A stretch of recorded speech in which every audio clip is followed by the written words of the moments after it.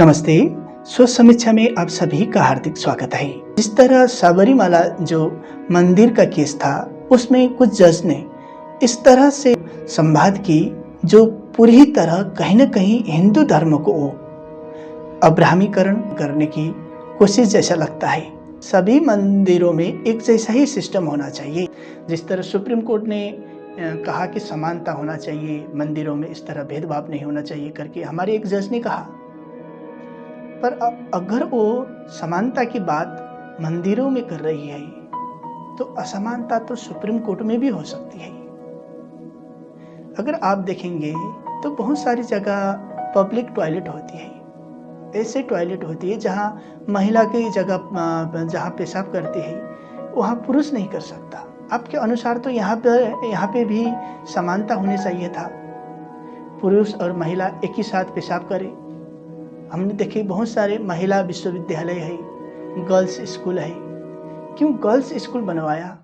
Girls school का निर्माण एक किस्म से बॉयज के साथ भेदभाव हो गया इनके तथ्यों के अनुसार। पर बात यह नहीं है, उन शिक्षा प्रणालियों के अनुसार मंदिरों का निर्माण हुआ। जैसे हम मान ले सरस्वती की पूजा करते हैं, हम अपनी शिक्षा के लिए, अपने मन को कंसंट्रेट करने के लिए सरस्वती माता का पूजा करते हैं। उसी तरह लक्ष्मी की हो, चाहे महाकाली हो, चाहे सबरीमाला में जो अयप्पा का जो एक ब्रह्मचार्य रूप है, उसका एक अलग ब्रह्मचार्य गुण को देखकर उस मंदिर का निर्माण किया गया है। ये कोई भेदभाव के हिसाब से निर्माण किया गया नहीं है। पर जिस तरह सुप्रीम कोर्ट में इस तरह से संवाद हुआ कि हमने तो समानता देखना चाहिए, ये समानता और असमानता की विषय ही नहीं है, जबकि यह हमारे देवी देवता जो उनके अलग अलग गुण थे, उन गुणों के आधार पर बनाते हैं। हम अपने मार्ग को प्राप्ति के लिए उसी तरह के मंदिरों में जाते हैं, जिन मंदिरों से हमें उस मार्ग को प्राप्ति के लिए प्रेरणा मिलती है। जैसे ब्रह्मचर्य का मार्ग, सबरीमाला जो है वो एक ब्रह्मचर्य के लिए उत्कृष्ट एक मंदिर है। जिस तरह अलग अलग स्कूलों में अलग अलग तरह की पढ़ाई होती है, उसी तरह हमारे मंदिरों में अलग अलग मंदिरों में जीवन के अलग अलग उद्देश्यों को, लक्ष्यों को प्राप्ति के लिए इनका निर्माण किया गया है। पर जिस तरह हमारी सुप्रीम कोर्ट इस तरह बयान दे रही है कि हम तो समानता देखना चाहते हैं, इससे धर्म के अंदर एकता बने रहेगा, यहाँ एक ईश्वर या एक परमात्मा से कोई मतलब ही नहीं है। हर जगह ईश्वर और परमात्मा का कोई चित्रण नहीं होता। यहाँ देवी देवता का अलग अलग गुण भी होते हैं। इसलिए वैदिक सनातन धर्म द वे ऑफ लाइफ बोलते हैं। एक ये जिंदगी का रास्ता है, एक जिंदगी जीने का कला है।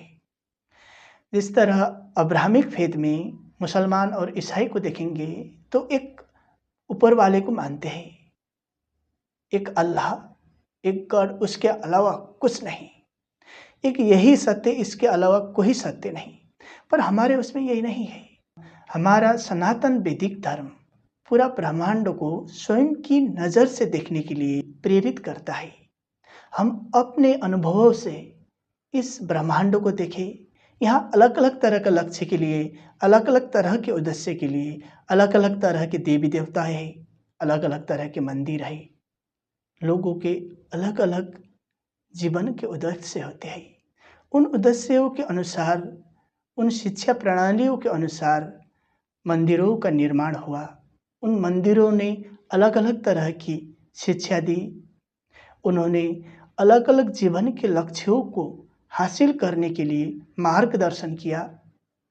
यह एक जीवन जीने का कला है सनातन धर्म।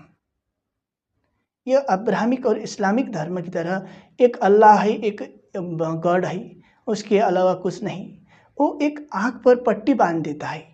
अब्राहमिक फेथ जो है आपकी आँख पर पट्टी बांध देता है, आपको इस ब्रह्मांड, इस यूनिवर्सल को फील करने के लिए, अनुभव करने के लिए आगे का रास्ता देता ही नहीं। केवल यह सनातन वैदिक धर्म में ऐसे रास्ते हैं जो हम अलग अलग उद्देश्य प्राप्ति के लिए, अलग अलग मार्ग को चुन सकते हैं, अलग अलग देवी देवताओं को चुन सकते हैं, अलग अलग भगवानों को चुन सकते हैं। ये नहीं कि यही भगवान सत्य, वो भगवान गलत, ऐसा नहीं है। यहाँ नास्तिक बने हुए गौतम बुद्ध से लेकर शिव हो, रामकृष्ण हो, लक्ष्मी हो, महाकाली हो, सरस्वती माता हो, अलग अलग तरह की देवी देवता हैं। पर जिस तरह हमारे सुप्रीम कोर्ट ने रिसेंटली टिप्पणी की समानता के बारे में, तो ऐसा लगता है कि वो कहीं ना कहीं हमारे वैदिक धर्म को अब्राह्मीकरण करने की कोशिश कर रहे हैं।